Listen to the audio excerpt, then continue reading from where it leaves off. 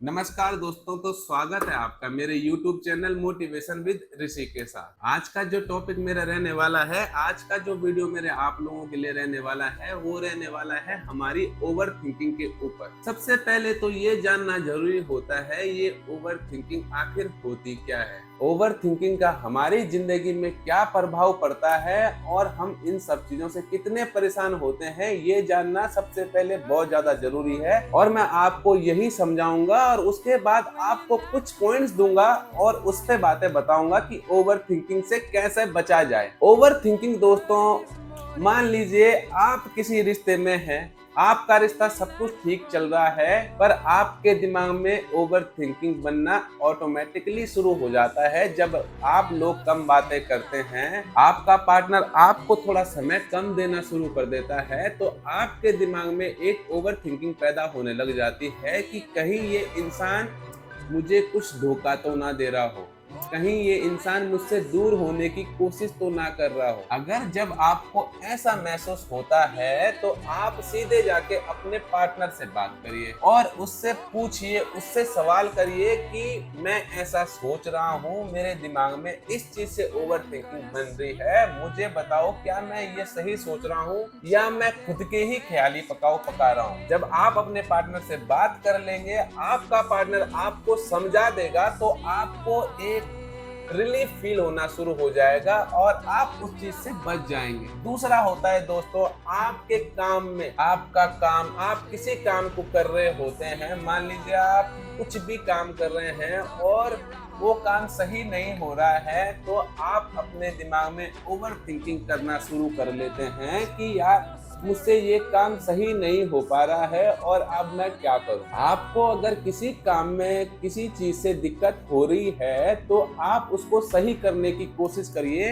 अपने दिमाग में सवाल करिए कि मैं इस चीज को सही कैसे करूं, ना कि ओवर थिंकिंग कर। ओवर थिंकिंग एक ऐसी चीज है जो हम कहीं पे भी अपने दिमाग में पैदा कर देते हैं, और जब हमारे दिमाग में किसी भी बात को लेके एक ओवर थिंकिंग बन जाती है तो हमारा दिमाग 50 बातें उसके ऊपर और डाल देता है। कई चीजों से हमें परेशानियां शुरू हो जाती हैं, हम कई चीजें सोचने लग जाते हैं कि ऐसा नहीं होना था, ये भी नहीं होना चाहिए था, वो भी नहीं होना चाहिए था, मेरे साथ गलत हो गया है, मेरे साथ ये चीजें क्यों हो रही हैं। परेशानियां आती हैं, इंसान ओवर थिंकिंग करना शुरू कर देता है, ना कि उन परेशानियों से बाहर निकलने की कोशिश करता है, बल्कि उसका उल्टा सोचने लग जाता है और अपने दिमाग को इतना सोचने पे मजबूर कर देता है कि वो सही सोचना भी बंद कर देता है। पॉजिटिव बातें भी खत्म हो जाती हैं जब ओवर थिंकिंग हमारे दिमाग में घर कर जाती है। ओवर थिंकिंग से बचने के लिए कुछ 4 पॉइंट मैं आपको बताता हूं। अगर आप इन चीजों को फॉलो कर लें अपनी जिंदगी में, इन्हीं चीजों पे काम करना शुरू कर दें, तो आपकी ओवर थिंकिंग वैसे ही कम हो जाएंगी। आप अगर किसी बात पे ओवर थिंकिंग कर रहे हैं, वो कुछ भी बात हो सकती है, तो आप क्या करें, एक डायरी लीजिए और उसमें सबसे पहले वही ओवर थिंकिंग लिखिए जो आप अपने मन में सोच रहे हैं। जब हम लिखते हैं तो लिखते लिखते हमारे दिमाग में जवाब आने भी शुरू हो जाते हैं, हमारे दिमाग में वो पॉइंट आने शुरू हो जाते हैं जो हम ओवर थिंकिंग के टाइम पे नहीं सोच पा रहे होते हैं। तो आप लिखना शुरू करिए, अपनी हर परेशानी को, अपनी हर दिक्कत को आप एक डायरी में लिखना शुरू करिए। आपको खुद में खुद से ही उसी डायरी से जवाब मिलने शुरू हो जाएंगे। आप किसी चीज पे ओवर थिंकिंग कर रहे हैं तो आप म्यूजिक सुन सकते हैं, वो सॉन्ग सबसे ज्यादा सुनिए उस समय जो आपको बहुत ज्यादा पसंद हो। आप कुछ अच्छी वीडियोस भी देख सकते हैं, कुछ अच्छी चीजें सीखने की कोशिश भी कर सकते हैं। बहुत से एग्जाम्पल सेट हैं, बहुत से लोग, कहीं बिजनेसमैनों ने अपनी कहानियां, कहीं एक्टरों ने अपनी कहानियां बताई होती हैं, आप उनको सुन सकते हैं। आप जिस रिलीजन को मानते हैं उस भगवान के बारे में भी सुन सकते हैं। आप सुनना शुरू करिए, समझना शुरू करिए। जब जब आप ओवर थिंकिंग करते हैं तब तब आप कुछ ऐसी चीज में अपने दिमाग को व्यस्त कर दीजिए, अपने दिमाग को लगा दीजिए कि आप किसी चीज पे ओवर थिंकिंग करना बंद कर दें। दोस्तों, सुबह उठकर आप मेडिटेशन भी कर सकते हैं। अगर आपने रात को बहुत सारी ओवर थिंकिंग करी हो सुबह 4 बजे उठकर अपने मन को शांत करके एक खुले वातावरण में बैठ के अपने दिमाग को शांत करके किसी भी बात पे ना सोच के सिर्फ किसी चीज का ध्यान करना और लंबी लंबी सांसें भी ले सकते हैं। ये भी आपकी ओवर थिंकिंग को कम करेंगी। मेडिटेशन बहुत ज्यादा जरूरी होता है आपकी ओवर थिंकिंग को कम करने के लिए, आपको स्वस्थ रखने के लिए। एक उपाय आप ये भी कर सकते हैं। मान लीजिए आप किसी चीज पे बहुत ज्यादा ओवर थिंकिंग कर रहे हैं तो आप अपने दोस्तों से कहीं घूमने का भी प्लान बना सकते हैं। आप जब 4 लोगों के बीच में होंगे, आपकी जिंदगी में कितनी से कितनी बड़ी परेशानियां होंगी। जब आप इन्हीं 4 लोगों के साथ बैठे होंगे, चारों की बातें होंगी, अलग अलग बातें होंगी, अलग अलग परेशानियां होंगी, अलग अलग चीजों पे टॉपिक छिड़ेंगे तो आपको अपनी बात छोटी लगना शुरू हो जाएगी। दोस्तों, आपके लिए एक एग्जांपल देता हूँ। जब हम कभी बीमार होते हैं, हम अपने घर पे होते हैं तो हम ये सोच रहे होते हैं कि हमसे ज्यादा तकलीफ में कोई नहीं होगा।